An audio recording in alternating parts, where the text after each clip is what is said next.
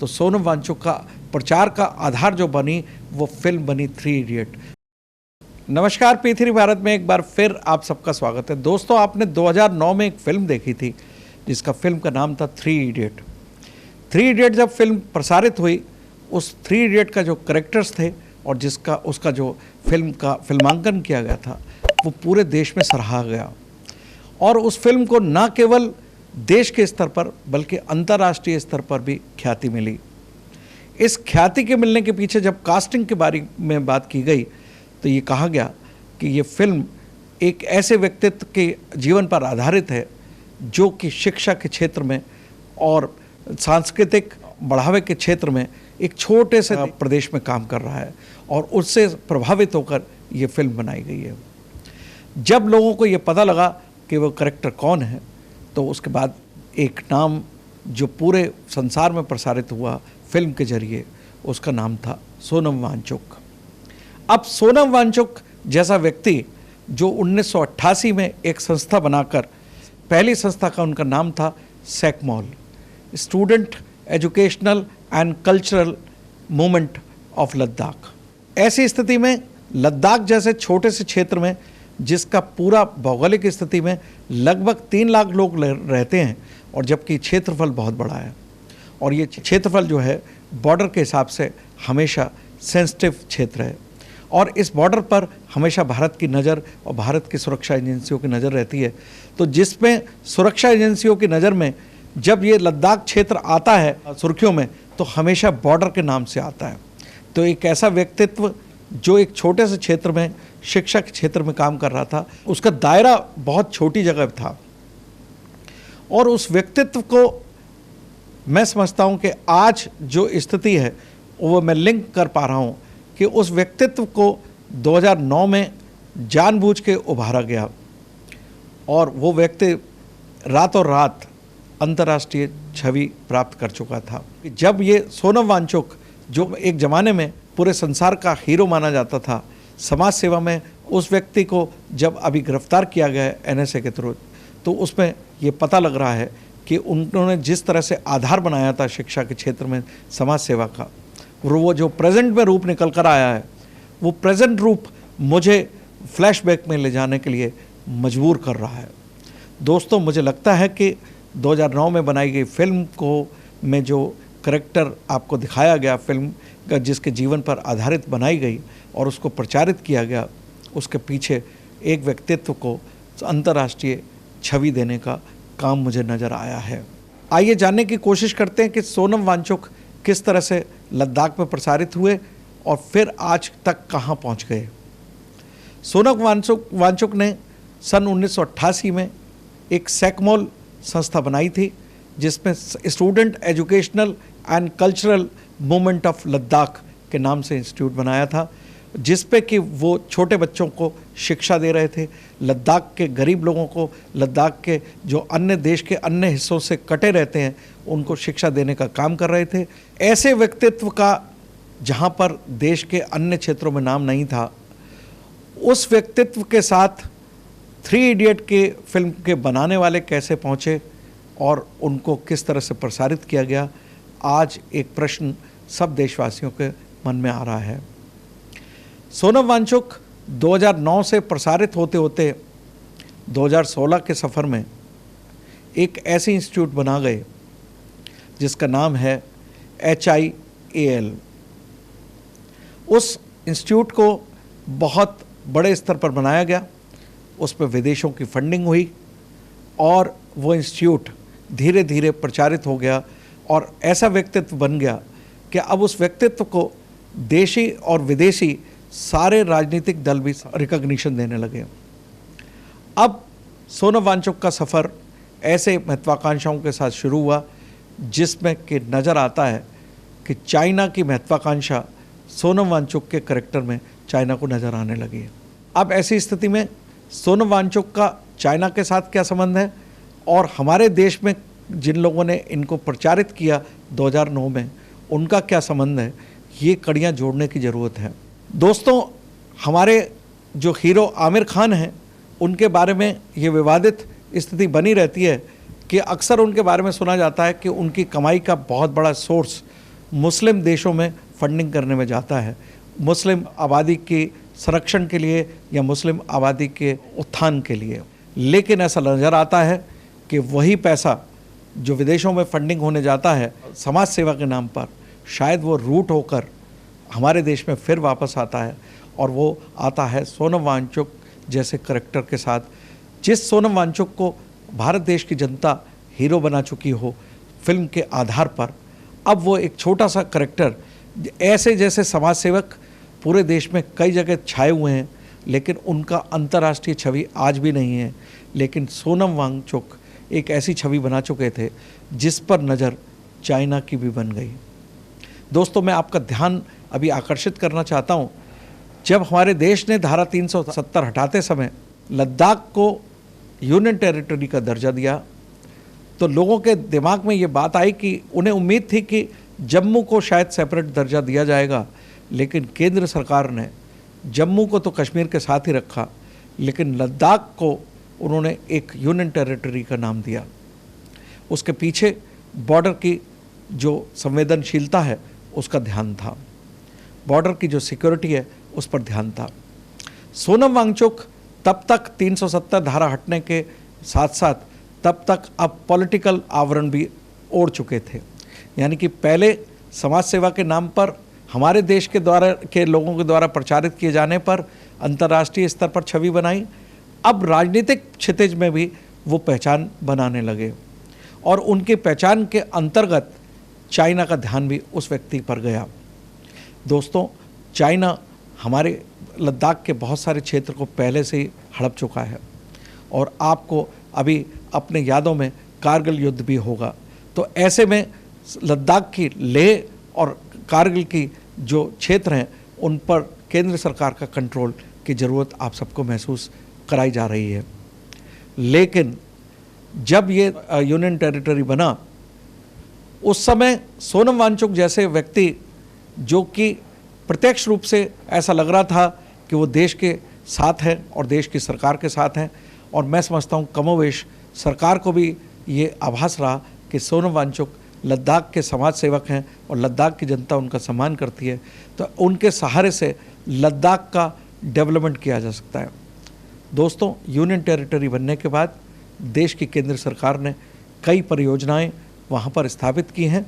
लद्दाख के लोगों को जीवाश्म के रूप पर जो ईंधन मिलता है उसको बिजली देने के लिए लद्दाख की बहुत ही दुरूह पहाड़ियों में, जहाँ पर -30 डिग्री टेम्परेचर तक रहता है, देश के लोग ऊर्जा प्राप्त करने के लिए कड़ी मेहनत कर रहे हैं। वहाँ पर फ्लाईओवर बनाए जा रहे हैं, वहाँ पर डेवलपमेंट किया जा रहा है। ये सारी स्थिति चाइना को नहीं भा रही है। ऐसी स्थिति में चाइना को एक सहारा चाहिए था। ऐसा मुझे लगता है कि सोनम वांगचुक उसका आधार बने। जब केंद्र सरकार के साथ परियोजनाओं में लद्दाख का डेवलपमेंट होना शुरू हुआ तो यहाँ पर जागने की स्थिति आई। अब सोनम वांगचुक वहाँ पर स्थापित हो चुके थे और केंद्र सरकार ये समझ रही थी कि सोनम वांगचुक केंद्र सरकार की मदद करेंगे, लेकिन केंद्र सरकार यहाँ पर फिर से चूक गई। उनको फिर वही सबक मिला जो अभी हाल ही में उनके द्वारा किसी व्यक्ति पर जो विश्वास किया गया था और उसको उपराष्ट्रपति बनाया गया था, उसी तरह से सोनम वांगचुक पर भी केंद्र सरकार आंखें मूंद कर ये विश्वास कर रही थी कि सोनम वांगचुक लद्दाख की डेवलपमेंट में साथ देंगे, क्योंकि उन्होंने उस समय यूनियन टेरिटरी का स्वागत किया था। जैसे जैसे परियोजनाएं बढ़ी, अब सोनम वांगचुक की महत्वाकांक्षाएं बढ़ गईं। अब उन्हें लगने लगा कि वह लद्दाख के पूर्ण राज्य होने पर उसके मुख्यमंत्री बन सकते हैं और लद्दाख की जितनी भी हमारी संपत्तियां हैं और जो खनिज पदार्थ हैं और जो ऊर्जा के क्षेत्र हैं उस पर पूर्ण राज्य मिलते ही उनका संरक्षण हो जाएगा और वो पूर्ण राज्य के मुख्यमंत्री बन जाएंगे। इस पर वो आंदोलन करने लगे। पिछले वर्ष उन्होंने दिल्ली कूच का आंदोलन किया था, उस समय भी उनको जनता का समर्थन मिला था, तो ऐसा लगने लगा था केंद्र सरकार को भी कि जनता का समर्थन होने की वजह से सोनम वांगचुक पर कड़ी कार्रवाई करना उचित नहीं होगा। शायद यहाँ पर कुछ गलती हो गई और सोनम वांगचुक आगे बढ़ते चले गए जब उन्हें लगा कि जनता का समर्थन और देश की सरकार उनके विरुद्ध कोई कार्रवाई नहीं कर रही थी। तो ऐसी स्थिति में उनको विदेशों से फंडिंग और भी तेज हो गई और उनके HIEL संस्था के अंतर्गत छुपे रूप से विदेशी फंडिंग होने लगी, जिसमें लद्दाख की जनता को प्रभावित करने के लिए पैसे खर्च किए जाने लगे। दोस्तों, एक छोटी सी जनसंख्या और ऐसा मोटा विदेशी फंड क्यों नहीं लोगों को उनके फॉलो करने के लिए मजबूर करेगा। अगर आप वहाँ के लद्दाख की जनसंख्या का रेशो देखें तो 40% व्यक्ति बौद्ध हैं, 46% व्यक्ति मुस्लिम हैं और बाकी के अन्य जो है संप्रदाय और धर्मों के लोग रहते हैं। ऐसी स्थिति में चाइना प्लस और डीप स्टेट की कंट्रीज़ इसमें काम करना शुरू कर चुकी थी और इसमें सोनम वांगचुक मुख्य किरदार निभा रहे थे।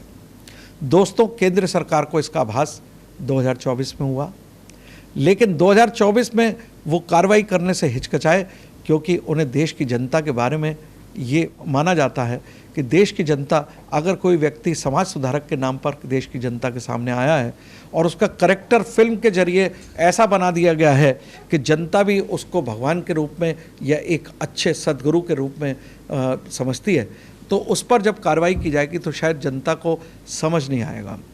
शायद इस ऊहापोह की स्थिति में केंद्र सरकार ने जल्दबाजी नहीं की, लेकिन ये एजेंसीज का ध्यान इस तरफ आकर्षित हो चुका था।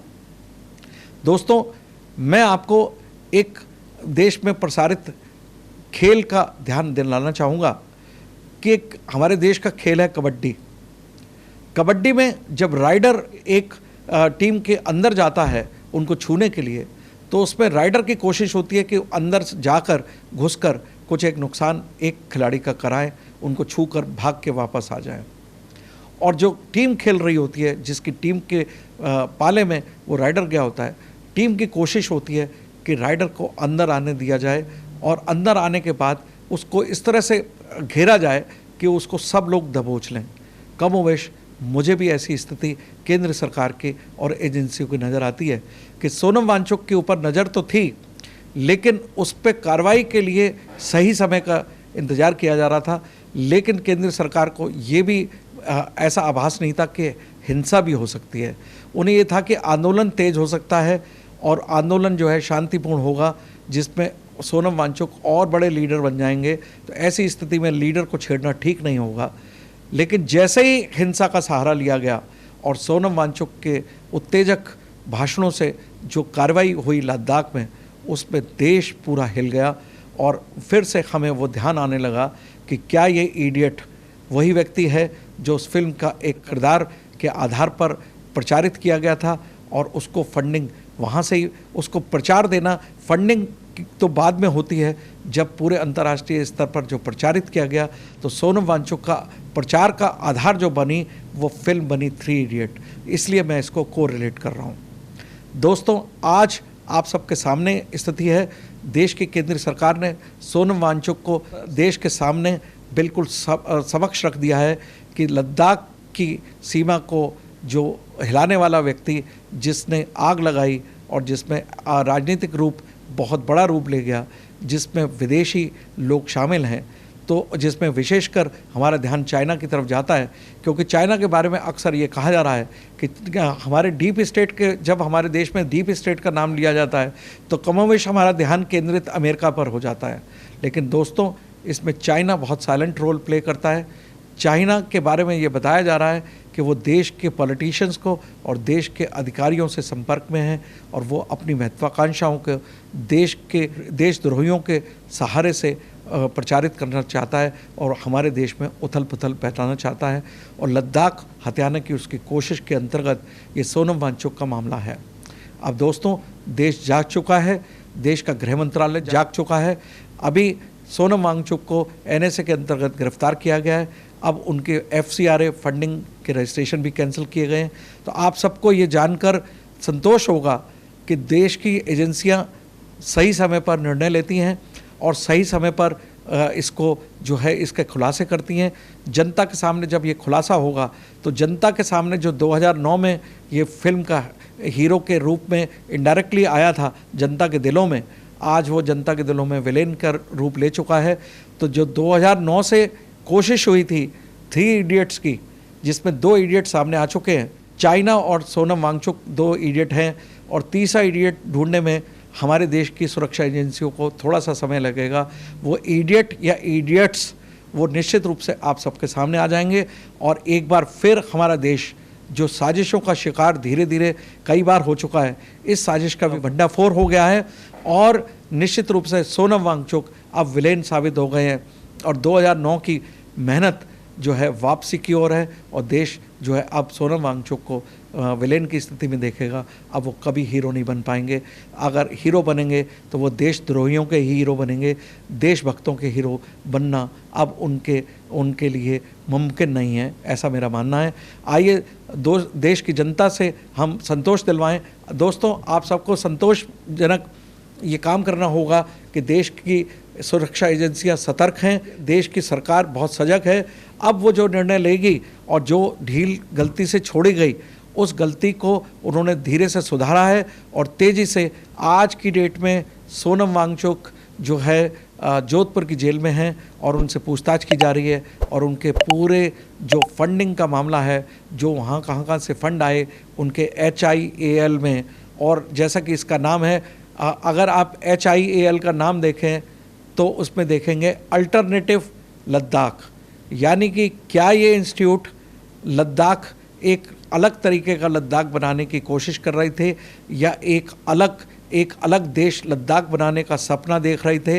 ये एक ऐसा व्यक्ति फिर बना जो कि एक नया देश अपने नाम से चलाना चाहता था।